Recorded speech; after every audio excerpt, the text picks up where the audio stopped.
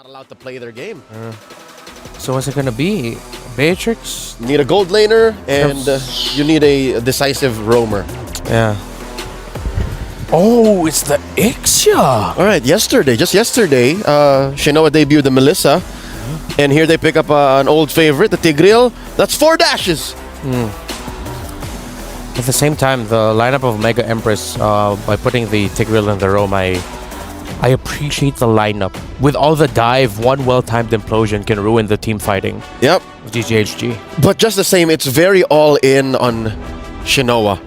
Yeah, this is a lineup for Ixia, you're right. It's very Shinoa-centric, and you have Keishi just to either clean up or act as a scrambler. And here, wait, hold up. Bennett Jungle. Quinn is pulling the page out of the Ice Queen's book. Yeah. We have the Ice Queen on VSG, it's Ice Quinn. The Ice Quinn. I see a world though wherein she shows us a different flavor. Oh yeah? She's very elusive, she's very slippery. Come through the jungle, especially Lord Dances. So I'm with it, I like it.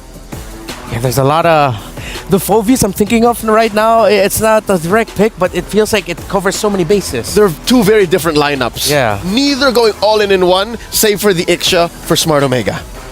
That's it for me and Leo here. GGHG is at match point. They can eliminate and end Smart Omega Empress's run now, or will Omega Empress force game number 3? LaFell, nice to you. What do you guys think? Well, I think GGHG, they have so much dive. If someone tries to run away, Phobias will chase as well. But for Omega Empress, you gotta look at a Tigreal, man. Yeah. That Tigreal could be the game changer. Welcome back to the game. Welcome to the Land of Dawn. My name is LaFell. Alongside with me is Naisu. And yes, like our experts say, this is gonna be a game decider. Either it will end here or we're going to game 3, which today there's been no game 3 so far, Naisu. This could be the one, right? Especially when you look at the lineup. I'm on you with that, LaFell. I think this Tigreal from Murray could be a game changer. We've seen this so much, you know, such a valuable pick for any of the lineups that do go with the Tigreal. And even on that note, the Ixia, come on. Like, this is the most glass cannon, gold lane, Hail Mary pick that you can pick up for that. Again, going back to the draft, so many gold lane options were banned out. Speaking of, Shinoa going to take quite a bit of damage, but here comes Keshi looking for that first blood kill and will be able to find it on Fao and now gets the flicker route from Chi-Boy. Good start for the Empresses. I would say if Homegirls had their mid laner as well, maybe they could have done something, but the mid laner is a Phobias, and now the Phobias is getting chased down. 1 HP left, Keishi not going to go for it. Okay. I didn't know if she would be able to get away, but she does. So you can tell, definitely this early on, LaFell, Smart Omega Empress wants that game 3. They want to take this lineup, start fast, start strong, and then get to the next one. You're the one that mentioned, you know, that quote from King Solomon, their coach, that, yeah, the first game, they kind of use that as an, I don't know if it's an opportunity for them to just learn their opponents or what, but always by the second game, they come out swinging like this. Well, we got to remember as well, in an interview, they said that they know that they're very strong in the early game, right? So why don't we just play for that and then just end the game as fast as possible? And it looks like game number 2, they're already starting well with that kind of mindset. And then, you're right, it's all about the mindset. There it is. It's all about the mindset. I've literally heard you say this for days now. At this point, for a month. Actually, yeah. Yeah, for a month. It started a month ago. And, you know? And Eterna's the one who's like, yeah, no, positive mindset doesn't work. That's not the mindset you want to have. She's always so negative, man. She's like, oh my God, I'm so worried about these people. What happened? That's how she sounds like. Oh, that's why she's not playing here like these women are, because, man, they have to have the mindset to win this matchup. And Amore, you know, she's got the Minoan Fury. She's holding on to it herself. She could actually find the setup. Final Slash going to be used right on target, trying to keep it from happening. Amore jumps out of the fight, but they're still going to go. Fracture already used from Keshi, too. They get forced back. Looks like they wanted more with that Ashe going in, but I think with that, GGHG just gets control over the turtle pit. Yeah, it looks like they were able to sustain way more than Smart Omega Empress expected. And again, I kind of feel like it's a combination between the heals as well as all of the dodging, because you got to remember that when the Phobias is jumping up and down, I don't think it's a full iframe. It's like a semi iframe where there are instances where you avoid the damage, and I don't know if it's real. I just felt like it. And first item C Halberd for the Ixia, probably for the Minotaur. Probably, you know, for the Minotaur, it even helps a little bit with dealing with the Harith. Yeah. And even some of the sustainability that you're going to get just from, I mean, even the Brave Smite, right, for the Arlott there, the emblem. But I think it's funny because the last time I saw Iksha was in a different tournament, similar setup. You have a Tigreal and an Iksha. You're hoping that at some point, too, Shinoa gets the Sky Piercer, and you just hope to see that crazy slow motion setup of an implosion with a full barrage with Sky Piercer procs. If they could make that work, that would be closer to what you were talking about earlier in the previous game. 5-man implosion. 5-man full barrage. 5-man Sky Piercer proc. Oh, hold on. Quinn gonna get tossed over right into the jungle. You know, just taken care of real quickly. And now for the orange buff, she's gonna lose that. Keshi working on it. Ash might be able to help stall that out a little bit longer. Looks like the rotation's gonna come up. They get the information. They at least save the buff. Yeah. Again, looking at the goal difference here, we got to talk about this, how even though Gaming Gladiators Homegirls, they were able to secure the first turtle, 2 kills over to Smart Omega Empress, where in terms of the goal difference, about 900, 1,000 gold, which is okay. But now Ayanami taking a lot of damage, but Ash having to use the flicker is to make sure that she doesn't get taken down there. Whole lot of ankles getting broken there. A lot of flickers being used, obviously, for that exchange. But yeah, I think that's part of it, too. If you want to look at also the power spikes or the timings here for both of the teams, who has it faster here? In terms of the power spike, I actually do feel like Smart Omega Empress, Shinoa takes time, but everyone else, like Amor, Keishi, Emiri just needs level 4, same as not Ayanami, so I kind of feel like they have the power spike advantage. To be fair, Honey only needs the Clock of Destiny, but it's about your opponent or something. There it is. Once again, the damage is going to come through. Demonic Force already popped. Getting the airtime that she needs, but still staying strong. And now they're going to force Smart Omega Empress back. Demonic Force being too much. Not Ayanami trying to get out, scoots out, but not enough as she goes down to Quinn. And even with the setup, with the implosion, it was not enough. And so that'll be another objective secured, but they trade it across the map. Tier 1 at the bottom side, that's Turtle in the hands of GGHG. If I could suggest, Mireille, don't look for anyone else. Just look for T-Boy, because we saw that counter engage hitting on to 4. Yeah. 4-woman knockup. It's about as good as you can get it if you can't get that 5, you know, at that point. So for Murray, even when you find those setups, that setup potential, even utilizing the flicker early on, sometimes you still got to be very cautious in that counter play, that counter punch with the lineup that we've seen so many times, especially with the Minotaur locked in here for Chi-Boy. So they'll kind of get, I guess this is more like a check, you know, you were building on that momentum early game for Smart Omega Empress. You go in for what looks like to be a good team fight, a setup, but then you kind of get just checked, you know, and that's exactly what GGHG did. And also you saw, Chi-Boy just picked up the Flask of the Oasis. We talked about how that is such a good item, even in the previous game. This is going to be a rare moment for me, Naisu, but I'm going to say it here. All right. Don't go for 5-man implosions. Don't go? Just go for 1. Just one. This time they could go for 2. There's the knock-up again. A Demonic Force going to be used. Ash and Fafu joining the fight. Shinoa also on the backside. Goes in with a full barrage. Looking for targets here to lock onto, but gets thrown into the wind. Ash there. Already using that final slash. And now, once again, they drag it a little bit further under the turret. Murray trying to keep alive, but they're just going to go full sending it under the turret to fight him out. A flicker going to be used by Shinoa. Can she outplay it a little bit further? Looking for another kill. She gets a double kill. Can she get the triple? She's waiting for time to get here. She heals back up. She gets a triple. Maniac. How does she do it? And now she gets the Savage. What an outplay. What an outplay from Shinoa. I did not thought that was going to happen. But like I said, you don't need 5-man implosions. Just do 2 and then get a Savage.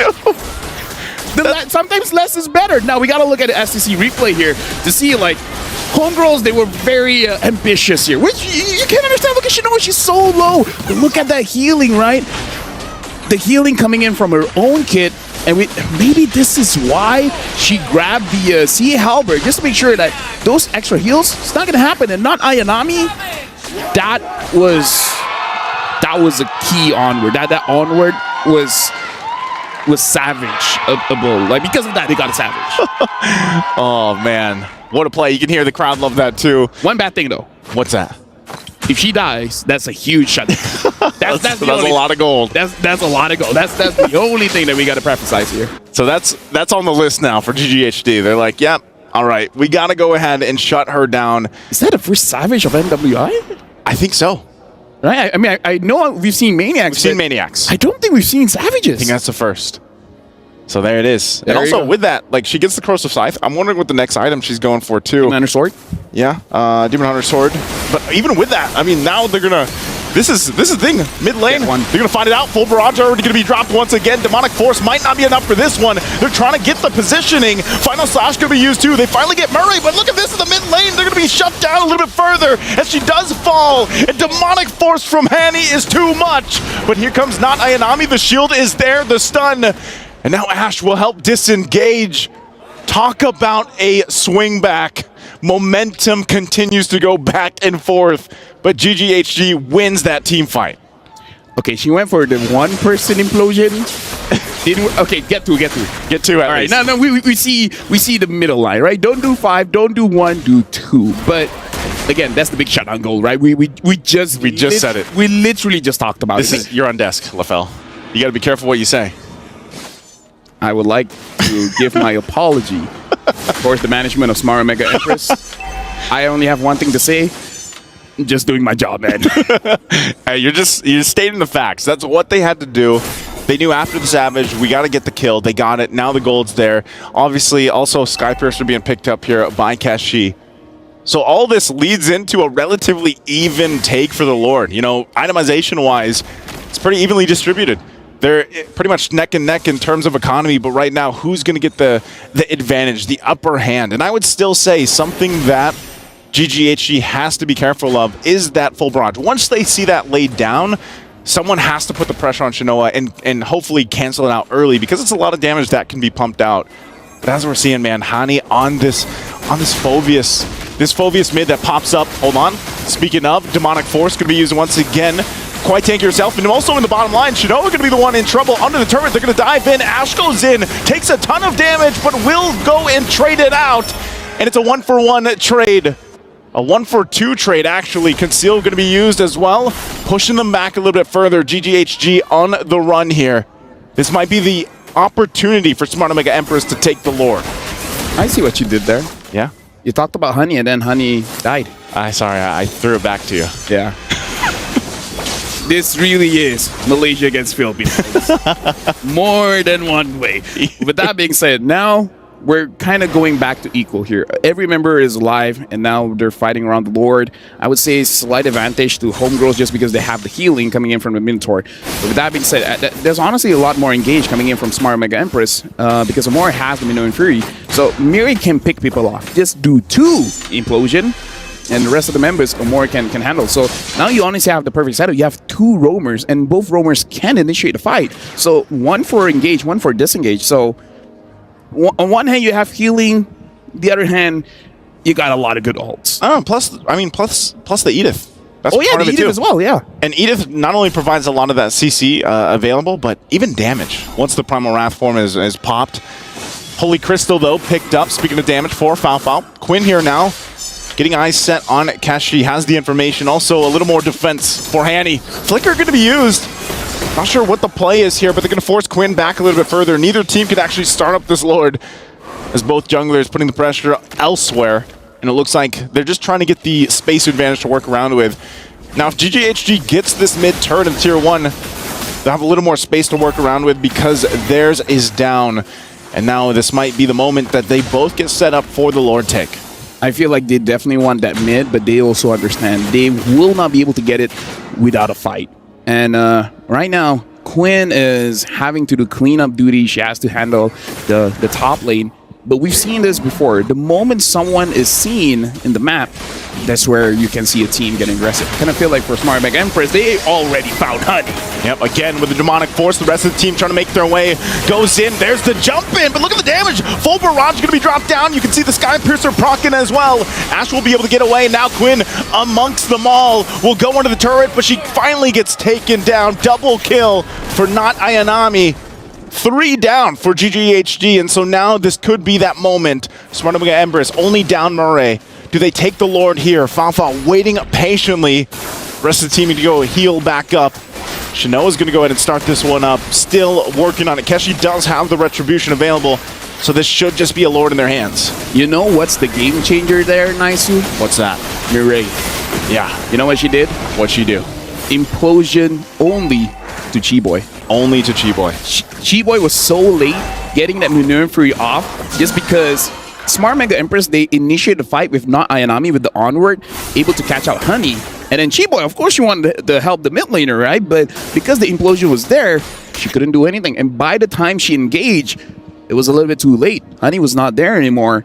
And then at that moment, Homegirls went in a disadvantage because all the timings were not right. Yeah. So shout outs to Mireille. That was an amazing play coming from her, making sure that Chi-Boy didn't impact the fight as she wanted to.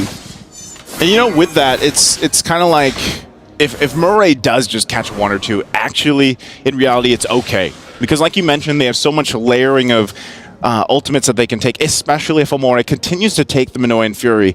She might be searching for that now, too, to set up for this Lord push as it makes its way down the bottom side. GGHG trying to keep this together, trying to keep as much of their base together as they can. The Earth Shatter going to be used still at any moment.